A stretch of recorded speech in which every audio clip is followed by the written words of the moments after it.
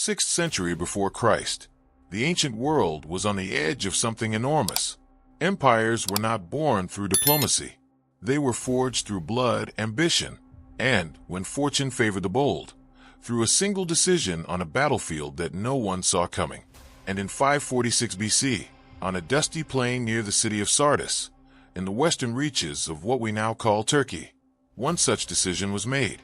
It would change the map of the ancient world forever. On one side stood Lydia, the wealthiest kingdom on earth. On the other, a rising Persian empire under the command of a man history would call Cyrus the Great. On paper, Lydia had every reason to win. In reality, it never stood a chance. This is the story of how the richest king in the world walked into a trap he never saw coming, and how one of the greatest military minds of antiquity crushed an empire in a single afternoon. To understand the Battle of Thymbra, you first have to understand Croesus. And to understand Croesus, you have to understand what wealth meant in the ancient world. Lydia sat at the western edge of Anatolia, where the great trade routes connecting the Aegean coast with the interior of Asia converged. The Lydians had invented coinage, or at least were among the very first to mint standardized coins from electrum, a natural alloy of gold and silver. And this single innovation had made commerce faster, more efficient, and enormously profitable for the kingdom that controlled it. Under Croesus, who came to power around 560 BC, Lydia had reached the peak of its power and prestige. The Greek cities along the Ionian coast paid him tribute. The oracle at Delphi received his lavish offerings. Ancient writers described his treasury as almost beyond imagining. When people of the ancient world wanted to describe someone of incomprehensible wealth, they said his name, Croesus. But Croesus was not merely rich. He was also confident, dangerously so. And confidence, when it is not tempered by accurate intelligence, becomes arrogance. When news reached Sardis that a Persian king named Cyrus had overthrown the Medes and was expanding westward, Croesus did not see a threat he needed to carefully evaluate. He saw an opportunity. He believed, as many kings before and after him have believed, that his wealth could be translated directly into military supremacy, and that Persia, still a young, untested power in his view, could be dealt with before it grew too large to handle. So Croesus did what kings of his stature did. He consulted the gods.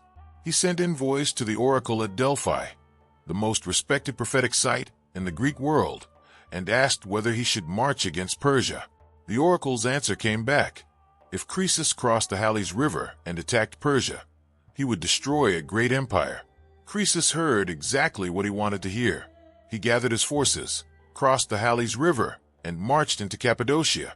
The great empire the oracle had spoken of was indeed about to be destroyed. Croesus simply assumed it would not be his. The man waiting for him on the other side of that frontier was nothing like the kings Croesus was accustomed to dealing with.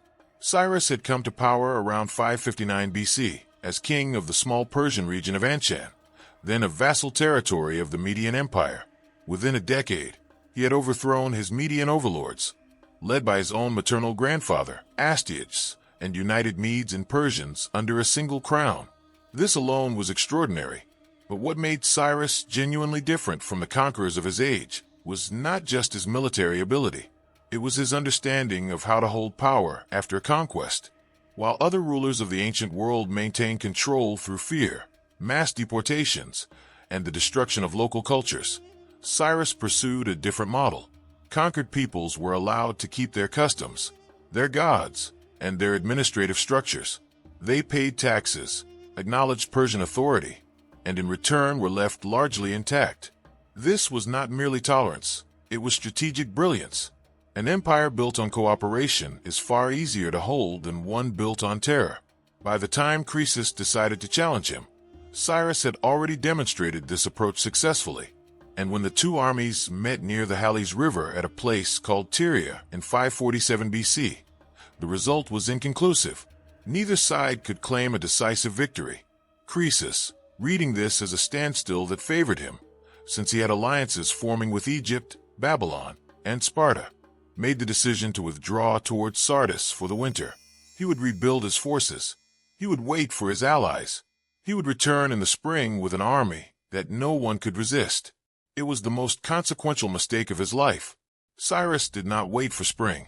The moment Croesus began his withdrawal, Cyrus gave the order to march, not back toward Persia, but westward, deeper into Lydian territory, following the retreating army at a pace that shocked even his own commanders. Speed was one of Cyrus's defining weapons. By moving before Croesus could summon his allies, by closing the distance before the Lydians could establish a winter defense, Cyrus forced the confrontation he wanted, a decisive battle on terms he controlled. When Croesus realized what was happening, he had no choice but to meet Persia in open battle. He assembled the Lydian army on the plain near Sardis, in a place Greek historians associated with a site called Thymbra. What he deployed there was, by any measure, a formidable force. The Lydian cavalry was the army's crown jewel. These were large, powerful horses bred on the fertile Lydian plains, ridden by experienced fighters who had trained their whole lives for this kind of battle. In the open terrain of Thymbra, cavalry ruled, and Croesus had a lot of it. The Lydian army was also numerically superior. Ancient sources, though often unreliable on precise figures, consistently suggest Cyrus was outnumbered.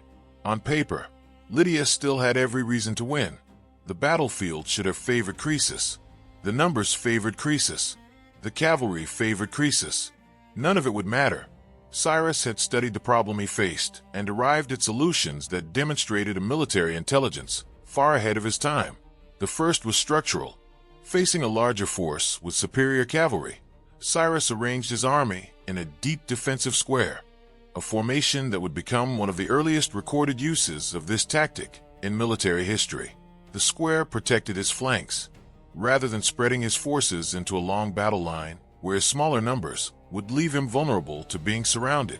Cyrus concentrated his strength, tightened his formation, and ensured that no matter which direction the Lydians attacked, there was a wall of Persian soldiers to meet them. This formation transformed his numerical disadvantage into something he could manage. The Lydians would need to break through, not simply outflank. The second solution was stranger, more visceral, and it would decide the battle before the real fighting even began. Among the baggage train and supply convoy that Cyrus had brought on his rapid march west were camels, animals common enough in the Persian world, but virtually unknown on a battlefield in western Anatolia. Horses had never been trained alongside camels. They had never encountered their smell at close range in the chaos of battle. And horses, as any experienced cavalryman knew, were deeply sensitive animals, trained to respond to commands, but also trained to fear. Cyrus ordered the camels moved to the front of his formation, positioned directly in the path of the Lydian cavalry's advance. Imagine the moment the Lydian horsemen spurred their horses forward. These were the finest cavalry in the ancient world. They had broken other armies. They had won other battles. They advanced across the plain at Thymbra with the confidence of soldiers who had never truly been beaten. And then the smell. Something wrong in the air. Something the horses had never processed before, never trained to understand, never been conditioned to ignore. The horses began to resist, then to panic, then to refuse entirely. Animals that had been bred and trained for combat, that had carried their riders through campaigns across Anatolia, simply broke. They reared, bolted, turned against the commands of riders who could not override what was happening in the animal's deepest instincts. The Lydian cavalry charge, the weapon Croesus had built his entire battle plan around, collapsed before it could be delivered. The Lydian horsemen dismounted. They tried to fight on foot, but dismounted cavalry are stripped of everything that makes cavalry dangerous. The speed, the shock, the height, the momentum. They were now simply infantry, and Cyrus had infantry of his own, disciplined and pressing forward in the confidence of a formation that had not broken. The Persian forces advanced. The Lydian line, deprived of its decisive arm, began to give way, and then it broke. Croesus fled to Sardis. He was not yet finished. The city's walls were strong, and he still believed his allies would come. He sent urgent messengers to Egypt, to Babylon, to Sparta. Come now. Come quickly. Sardis can hold. Cyrus followed immediately, as he had followed from the Halys River, never giving his enemy time to recover. The siege of Sardis, one of the great cities of the ancient world, lasted 14 days. Not months, not a season. 14 days.